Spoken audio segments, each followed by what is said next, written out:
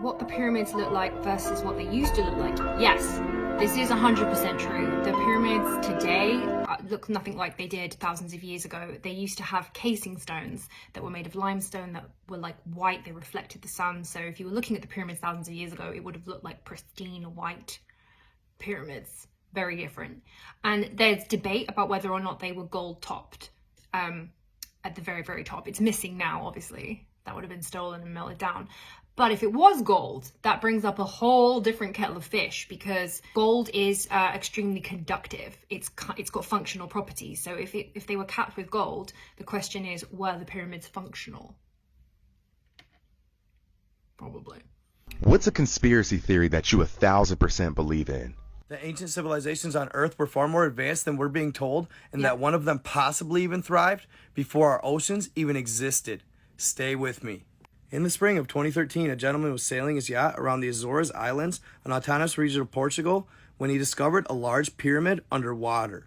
They would find that this architectural marvel was 60 feet tall and bigger around than a football field. Okay, so naturally, that's a big I had to pyramid. dig deeper, and as I did, I kept seeing pictures of it circled on Google Earth. And of course, I had to go find it for myself. It's right here. But as I was checking it out, I thought to myself, well, where there's one, there's got to be more, right? Well, look right up. Okay, just hold him there.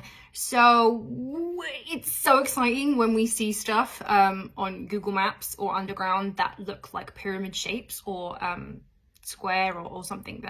But however, it is important to remember that pyramid shapes do exist in nature. There are the Bosnian pyramids, if you can Google them. People thought that they were like man-made for years, and then when they actually looked into it, they were actually natural structures. So it is possible to have a pyramid shape in nature.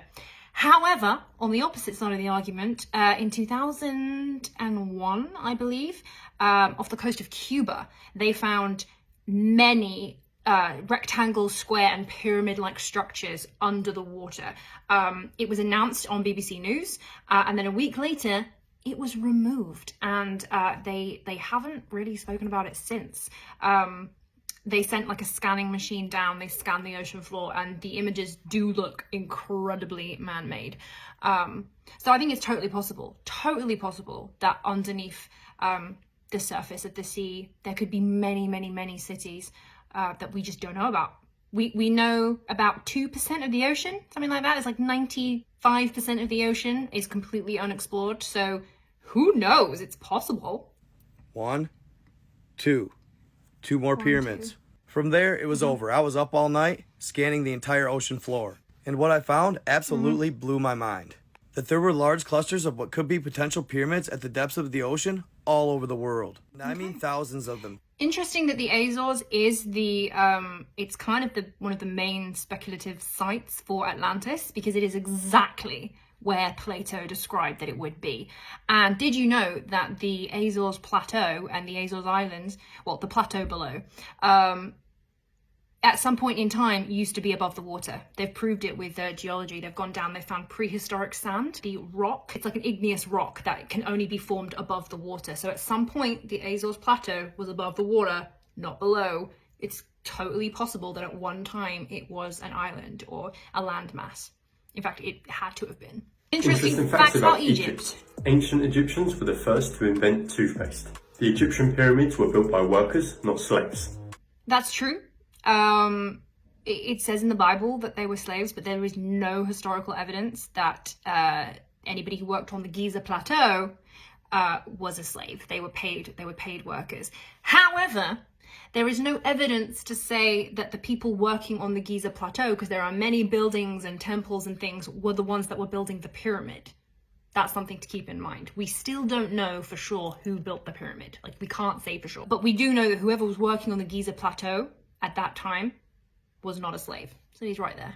The pyramids also align with the stars.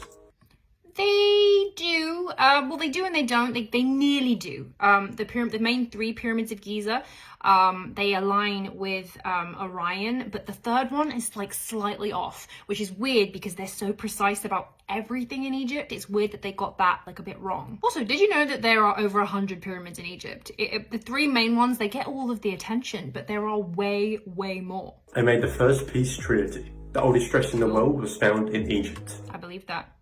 And the Egyptian clothes were amazing. They wore like full beaded dresses, like head to toe beaded dresses, and they weren't afraid of a nip slip. Here are 3 raunchy facts about life in raunchy. ancient Egypt. Number 1, that Cleopatra would use a papyrus box filled with bees to use as a vibrator. Though this isn't a veritable fact, there are several accounts that mention this. Never heard of that. Number 2, their weirdest method for birth control was making a diaphragm out of acacia, crocodile dung, dates, and honey. I mean, Number use what 3, you gotta use, innit? accountants were considered divine and doing the work of God, and they could be identified by their tattoos and red lipstick. I'm an accountant. Okay, cool. I didn't actually know those facts about ancient Egypt, so I've been educated. I've learned something today. Thanks for watching. I'm Johanna. This is Funny Old World. If you like this content, then please leave a comment, share it, and give us a follow if you're not already. And I'm gonna make way more videos about cool stuff, cool old stuff, funny old stuff, funny old world.